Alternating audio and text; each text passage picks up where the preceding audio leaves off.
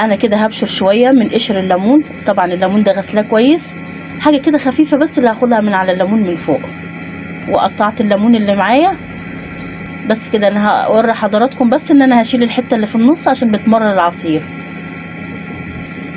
كده جهزت الخلاط بتاعي، هحط فيه بشر الليمون وهنزل بالليمون كده، وهصب عليه الحليب والسكر زي ما قلت لكم على حسب الرغبه.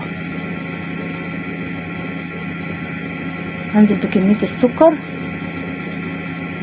وهضربه في الخلاط ضرب كويس جدا واصفيه، وهتشربي احلى عصير ليمون بالحليب، حلو جدا جدا.